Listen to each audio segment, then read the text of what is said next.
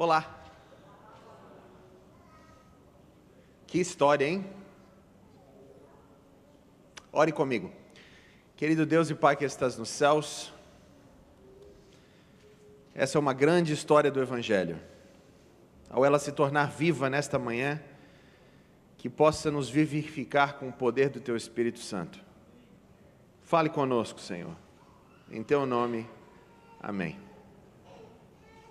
Essa história de Zaqueu, nós estamos contando aos nossos filhos desde que eles eram pequenos. Zaqueu sempre foi pequeno, ele nunca deixou de ser pequeno.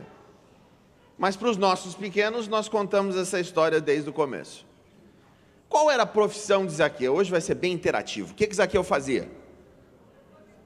Ele era o quê? Coletor de imposto. Quem gosta de pagar imposto, fala amém. Silêncio. Coletor de imposto era um dos povos mais odiados dessa época. Por quê? Porque o povo de Israel detestava os romanos, porque os romanos tinham uma bota no pescoço de Israel e eles não tinham liberdade. O Império Romano tinha o maior exército que a terra já tinha visto até aquela época e usava esse exército para falar assim, aqueles que estão dispostos a adorar César terão paz. Paz que vem do poder militar. Hoje não é muito diferente. Qual é o maior exército do mundo hoje? Quem que tem o maior exército do mundo hoje? Estados Unidos. Por isso que o rico americano não entende a Bíblia. Não importa o quanto ele lê, ele não entende. Porque a Bíblia foi escrita por pessoas que estão vivendo no modo reverso, do lado reverso do império. A Bíblia é escrita por pobres escravos perseguidos, que estão constantemente chorando a Deus, pedindo ajuda e auxílio. Portanto, o rico não entende o que a Bíblia diz, porque ele não está lendo do mesmo ponto de vista de quem escreveu. E os romanos eram o império que durante esse primeiro século tinha a bota no pescoço do povo de Israel. Só que os cobradores de impostos eram mais odiados do que os romanos. Sabe por quê? Porque eles eram judeus que cobravam impostos para os romanos. Eles tiravam o dinheiro do povo de Deus para entregar para os romanos. Hoje, a única comparação que eu tenho para o ódio que eles tinham pelos cobradores de impostos são os guardinhas de trânsito que multam. Quem aqui é apaixonado por guardinha de trânsito que multa? Se você é guardinha de trânsito que multa, não levante a mão. Talvez eu não consiga terminar esse sermão. Nós odiamos aqueles guardinhas. É ou não é, ou não é. Agora imagina que você está ali em Washington, você estacionou seu carro, você precisa resolver um negócio rapidinho, no consulado. Aí você chega, você estaciona, você só precisa pegar o documento. O carro ficou aberto. Você desce lá, você pega o seu documento, corre. Quando você está chegando, adivinha? O guardinha ainda está lá, na frente do seu carro, com aquela maquininha apertando os botõezinhos. Ele vê você, você vê ele. Aí você chega desesperado e ele responde em português. Não há nada que eu possa fazer. Você sabe que ele pode fazer alguma coisa. Você gosta mais dele ser brasileiro ou menos? Você está mais apaixonado por ele agora ou menos? Meu amigo, faz alguma coisa aí, eu só fui pegar um documento. Não. Ele vai lá e dá a multa. Ele nem entrega na sua mão, ele levanta o negocinho do carro e coloca assim embaixo e bate. Tá.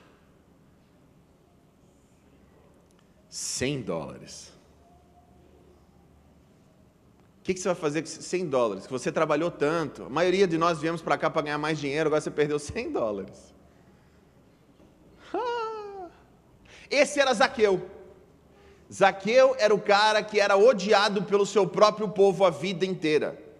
E cobrador de imposto tinha fama de ser o quê? Pessoa íntegra, honesta? Não, era o quê? Ladrão. Eu fui cansado de ser ensinado quando era pequeno. Zaqueu era ladrão, safado, roubava dinheiro. Só que hoje nós vamos rever essa história, porque é muito importante ler a Bíblia. Não que eu tenha algo contra as professoras de escolinha sabatina, são muito importantes. Mas chega uma hora que você tem que ler a Bíblia por você mesmo. Quem é que é bom de matemática? Levanta a mão. Nós vamos começar essa história do fim para o final. Alguém que é muito bom de matemática? Matemática, deixa eu ver aqui, a galera está levantando a mão. Alguém que trabalha como contador? Alguém é contador aqui? Não, ninguém contador, vem para cá, contador. Tem que ser alguém que trabalha com isso o tempo inteiro para a gente confiar na matemática. Não pode usar calculadora. Já quebrou, né? Como é que é seu nome?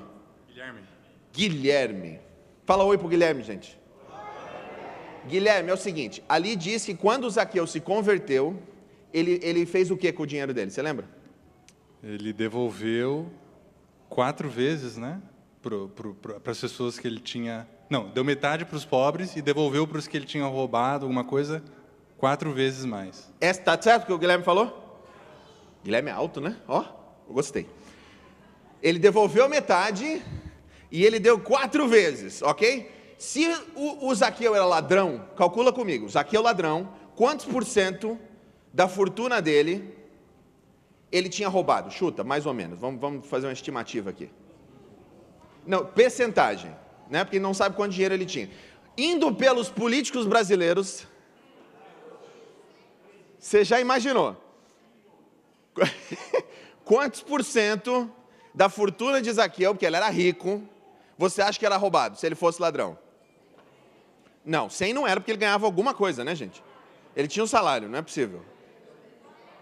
Era o quê? 95? Vamos dizer que ele não era tão ladrão. Vamos dizer 50%, meio a meio? Vamos no meio a meio? Vamos dar uma chance para Zaqueu? Vamos dar uma chance?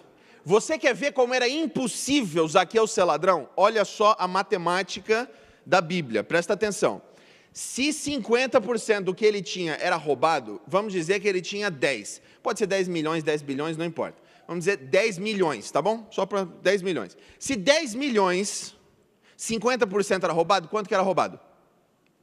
5 milhões. 5 milhões. Ele é bom, né? Você viu?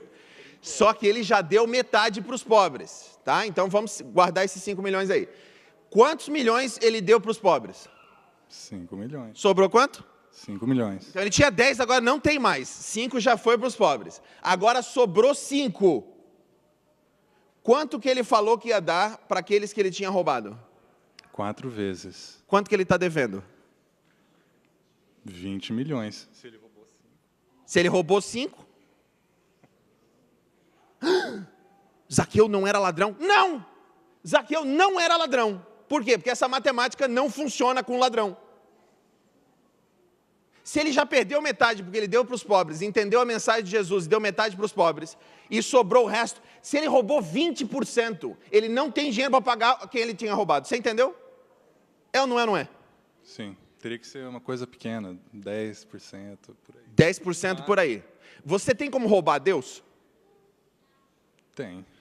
Se ele roubou a Deus, ele já ia quase ficar devendo. Nem a Deus ele roubava. Pode sentar, obrigado. Pode bater palma aqui para o Guilherme ou não pode? É pecado, não sei se é pecado aqui bater palma. Em alguns lugares é pecado bater palma, então eu não quero. Guilherme, você nos ajudou a entender que Zaqueu não era ladrão. E agora que você entende que Zaqueu não podia, matematicamente impossível para Zaqueu ser ladrão, e por que ele não estava mentindo? Porque todo mundo ouviu falar dessa história. E se ele tinha roubado alguém, o que essa pessoa ia fazer? Visitar Zaqueu. Zaqueu era um judeuzinho honesto, desde criança, que era bom em matemática, que era bom em liderança, e no crescimento dele, como ele era muito íntegro, não tinha muitas oportunidades entre o povo judeu, os romanos deram uma oportunidade, e aí diz o quê? Qual é a profissão dele? Ele era simplesmente um cobrador de impostos? O que ele era? Era simplesmente um coletor? Leia aí no começo dessa passagem, Lucas 19. Acompanha, gente, rapidinho, acompanha aí. O que ele era? Ele era chefe. Ele era diretor do setor de cobrança de impostos de Jericó, que era uma região importantíssima. Ele tinha muitos cobradores de impostos que estavam trabalhando para ele. Por que ele cresceu na sua profissão? Porque ele era íntegro, porque ele era honesto. E eles precisavam na época, e nós precisamos muito mais hoje, de pessoas íntegras e honestas. Ele era chefe dos cobradores de impostos e fazia o seu trabalho direitinho. Só que as pessoas que tinham monopólio quanto à religião e o acesso a Deus, diziam a ele que ele não tinha mais chance. Que por um motivo ou por outro, ele estava perdido. No último verso aí, diz assim, ó, que Jesus veio fazer o quê?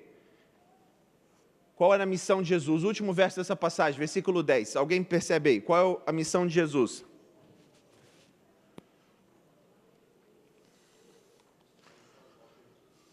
Ele veio salvar o perdido. Mas por que Zaqueu estava perdido? Era por causa dele? Não, era por causa do povo. Foi o próprio povo de Deus que trouxe a perdição para Zaqueu. Ele não estava achado, ele estava perdido, porque aqueles que se diziam achados o haviam rejeitado, o haviam marginalizado, o haviam feito se perder. Nós oramos antes por jovens dessa igreja que não estão mais aqui. Por que não estão mais aqui? Por que as pessoas que um dia sentavam nesses bancos aí não estão mais aqui? Por que existem pessoas que deixam da igreja? A responsabilidade é de quem? De cuidar dessas pessoas. E uma vez que saem, de ir atrás delas, de quem que é a responsabilidade? É tua, é minha. E muito cuidado, mas muito cuidado com esses pequeninos. Principalmente o jovem. Jesus tem um verso lá em Mateus que ele diz assim, ó: ai daquele que fizer com que um desses meus pequeninos se perca. O que ele disse? O que Jesus disse? Ele diz assim, ó: é melhor que ele pegasse um pedaço de pedra e amarrasse no pescoço e se jogasse no fundo do mar. É melhor. Às vezes a gente diz assim, não, o Deus do Velho Testamento é um Deus muito forte, né? Muito assim, bravo. Jesus é só amor. E é justamente porque Ele ama com um amor desesperado, que todo aquele que fizer que um desses meus pequeninos se perca, vai pagar o preço. Cuidado. Cuidado como nós tratamos aqueles que estão crescendo ainda entre nós. Muito cuidado. Mas nós começamos da história pelo final, vamos voltar para o começo. Zaqueu, que era muito rico e era baixinho, e queria conhecer Jesus, subiu numa árvore. Um ato que até hoje seria desesperador para qualquer tipo de rico ou autoridade. Rico não faz isso. Se rico quer conhecer alguém, faz o quê? Faz o quê? Manda chamar. E se essa pessoa é uma autoridade, ele faz o quê? Manda chamar para jantar. Não é? Manda um emissário, uma carta dizendo, você está convidado para vir jantar comigo. Zaqueu fez isso? Por que ele não fez isso? Por que Zaqueu não fez isso, gente? Porque ele não acreditava que Jesus o aceitaria. Todos os judeus o rejeitaram. Por que Jesus, outro judeu, seria diferente? E como que Zaqueu ouviu falar de Jesus? Isso é uma história interessante. Perto de Jericó, havia um deserto. E parte desse deserto pregava um homem muito, mas muito estranho. E esse homem estranho era primo de Jesus e o nome dele era João Batista. E João Batista tinha um público que gostava muito de ouvir João Batista. Eram quem? Cobradores de impostos. Eles saíam em grupos, em excursão. Dava até para imaginar um na frente levantando a bandeirinha assim, chamando os outros, para ir ver João Batista. Por quê? Porque João Batista oferecia salvação até mesmo para cobrador de impostos. E ele falava: arrependei-vos, porque está próximo o reino de Deus. Essa palavra que João Batista falava, está próximo no grego, é engidzo. Todo mundo fala engidzo. 6 pessoas falaram, gente. Nós podemos fazer melhor do que isso. Todo mundo fala engidzo. Essa palavra significa próximo, perto, que pode significar tanto próximo em tempo, logo estará aqui, quanto próximo em espaço, está próximo, está perto de você, está perto de nós, próximo. E esses cobradores de impostos passavam por uma transformação. E se um dia eles roubavam, depois de se encontrar com João Batista, o que acontecia com eles? Eles paravam de roubar. Se um dia eles chegavam tarde, depois de João Batista, eles deixavam de chegar. Eles eram uma pessoa antes de se encontrar com João e outra pessoa depois. Quem você acha que percebia isso na região de Jericó? Quem você acha que percebia bem essa diferença na vida deles? Zaqueu. Por quê? Porque ele era o chefe. Entenda uma coisa, se você tem um encontro verdadeiro com Jesus, quem mais vai gostar disso é o seu chefe. Esposa, presta atenção, se você tem um encontro verdadeiro com Jesus, quem mais vai se apaixonar por isso tem que ser o seu marido. É inaceitável que um marido diga assim: minha esposa aceitou Jesus, agora está aí, uma droga. É inaceitável, porque todo encontro com Jesus de verdade vai produzir vida em todo o seu ambiente. É inaceitável que uma esposa diga: meu marido começou a ir nessa igreja aí e agora está uma droga o meu casamento. É inaceitável, porque aquele que tem um encontro verdadeiro com Jesus, ele traz alegria e vida e amor para todos os lugares que ele visita, inclusive no trabalho. E esse chefe aqui começou a ver a diferença. Eles vão ver esse João e voltam diferentes. Eu quero ir ver esse João, e ele nunca teve coragem.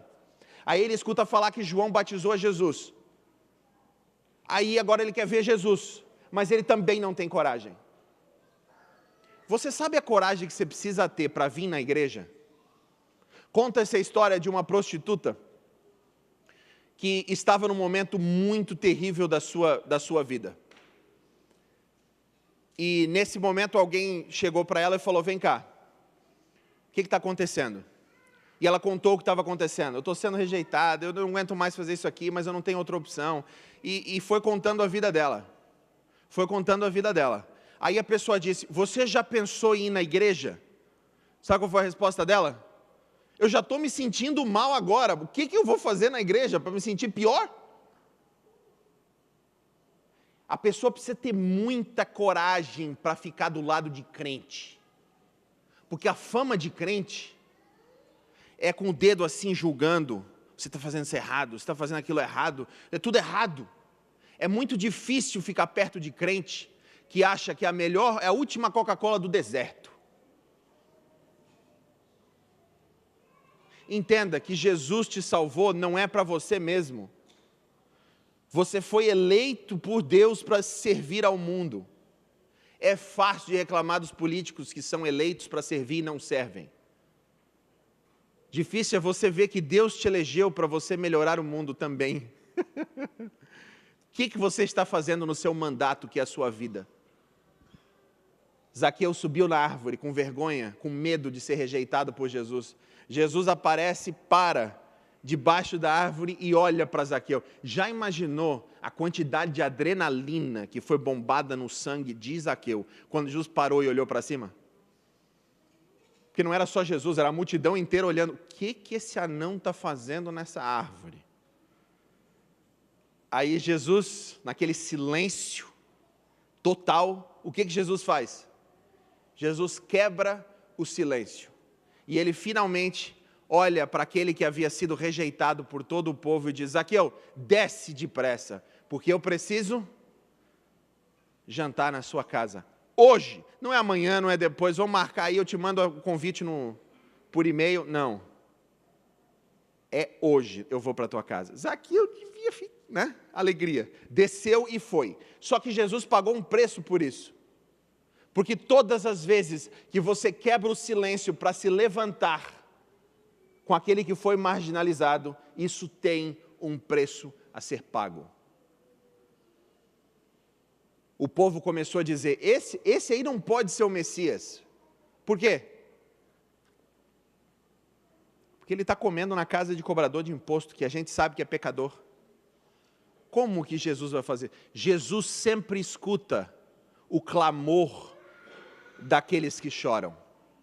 Se você está aqui hoje e você já derramou lágrimas no seu travesseiro por ter sido rejeitado, por ter sido discriminado, discriminada, saiba que Jesus Cristo sempre escutou cada uma das suas orações e Ele guarda essas lágrimas para um dia te lembrar que tu és filho, que tu és filha dEle. Um dia Ele quebrará o silêncio do seu sofrimento com um barulho ensurdecedor do céu se rasgando na segunda vinda dEle. E até lá, até esse dia chegar, Ele espera que eu e você sejamos aqueles dispostos a enfrentar a multidão para quebrar o silêncio do sofrimento dos outros. Isso é muito difícil de se fazer. Jesus visita a casa de Zaqueu. Zaqueu convida Jesus para entrar na sua casa, que é algo muito difícil de se fazer. Você tem noção que Deus está na sua casa? Você já convidou Jesus para fazer parte da sua casa?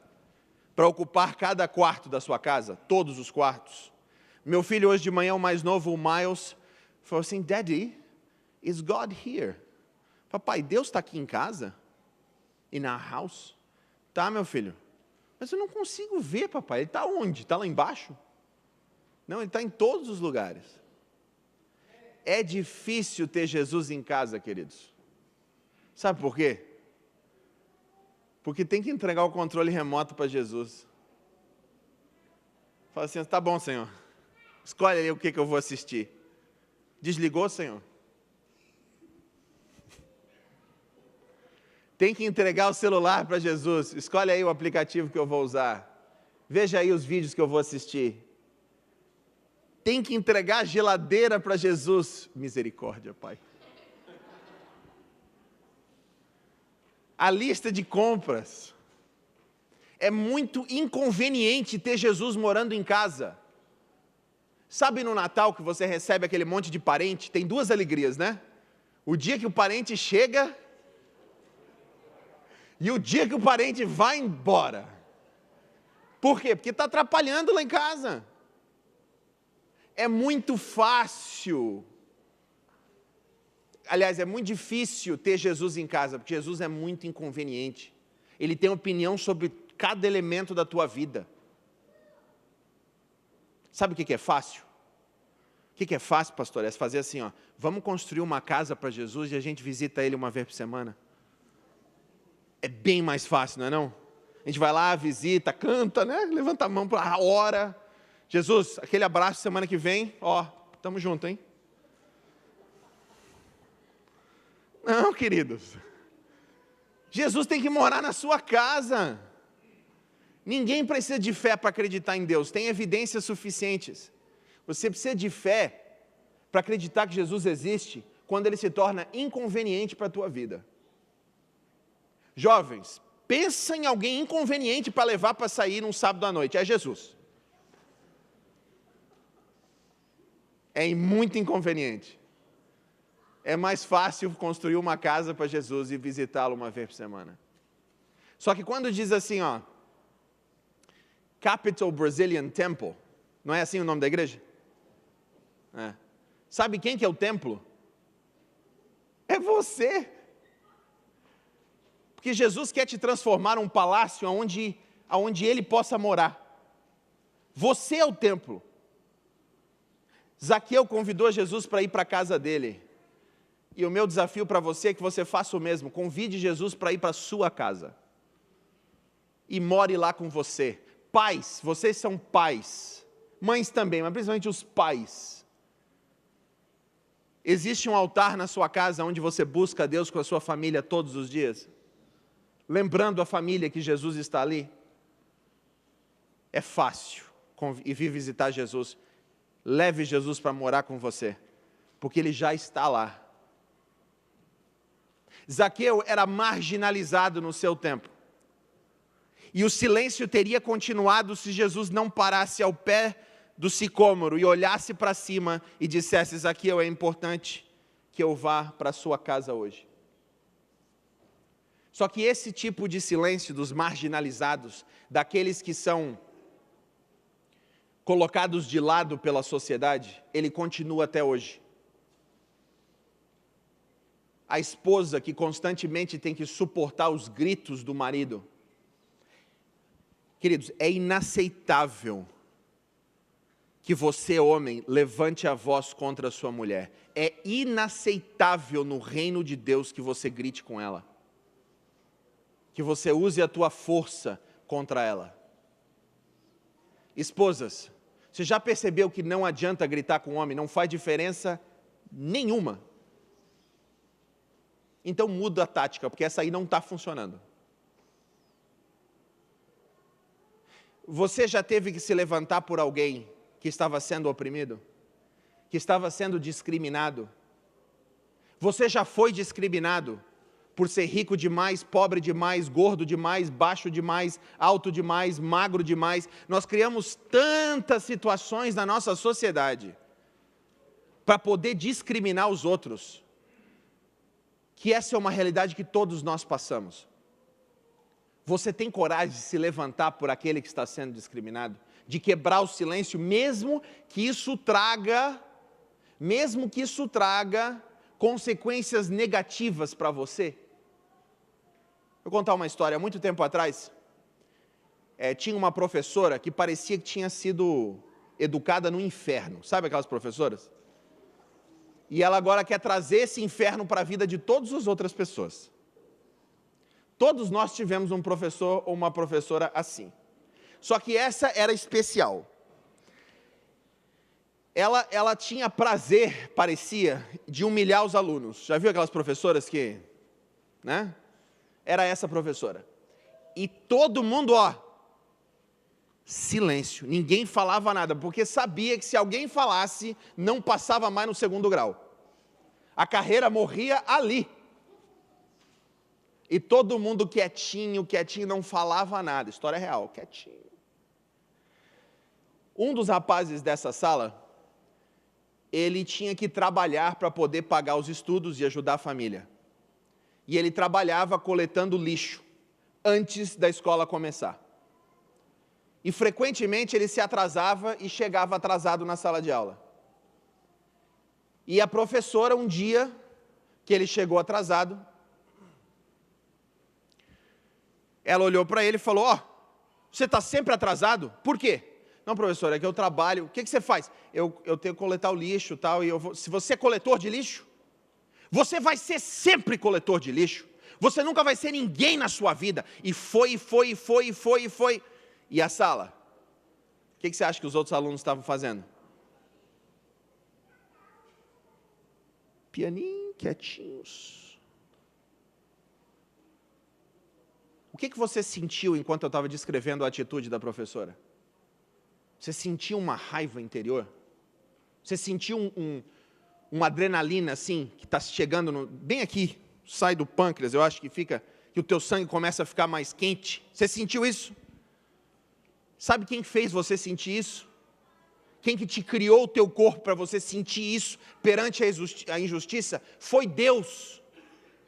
Deus criou em você um mecanismo para você sentir essa indignação santa quando um ser humano é injusto com o outro. E é exatamente o inimigo que cria mecanismos na tua cabeça te falando, não fala nada, porque senão você não vai conseguir se formar nunca aqui. Mas se você é filho de Deus, você não pode permanecer quieto. Você acredita que um dos jovens que estava ali, um moleque, 16 anos, não aguentou e se levantou e falou a verdade para essa professora? Professora, você está errada. Você não pode falar assim com ele. E falou, e falou, e falou, e falou tudo que Jesus teria falado naquela sala de aula. Adivinha o que aconteceu com ele? Ele teve que mudar de escola para poder se formar. Se você está disposto a se levantar por aqueles que são discriminados e aqueles que são injustiçados, saiba que talvez você tenha que pagar por isso.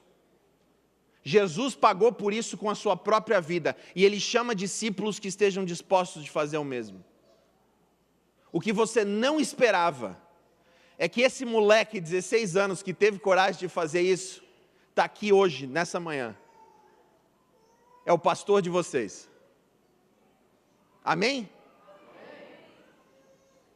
Eu ouvi essa história recentemente e eu não me contive, pastor, de contar para vocês essa história.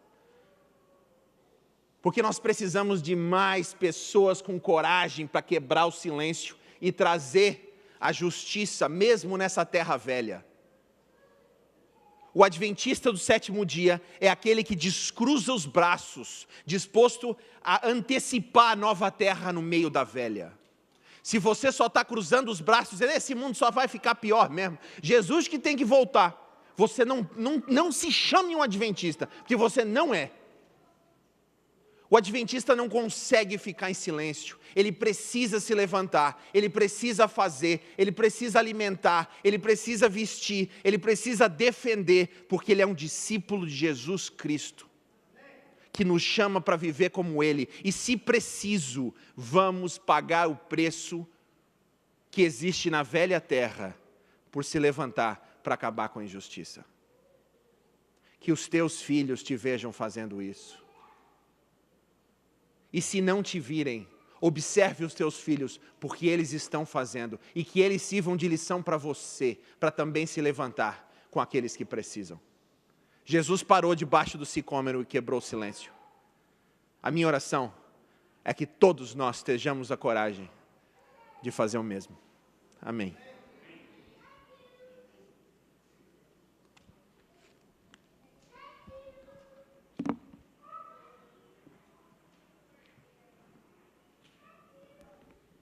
Vamos lá cantar nosso grupo de louvor? Vamos lá, Felipe. Kenny. O Erlen também posso convidar, o Erlen?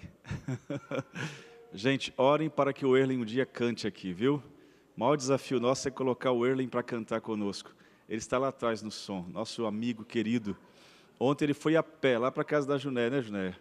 Não é tão longe não, mas ele foi a pé. Ele foi até o encontro, estava lá conosco. Obrigado, Erlen. Não vai cantar aqui, mas você está participando, ajudando aí atrás. Qual é a música? Quem quer avisar? Quem quer? Você, Camila? Então vamos ficar de pé e cantarmos juntos a música Descansar. Vai ser projetado? Temos aí?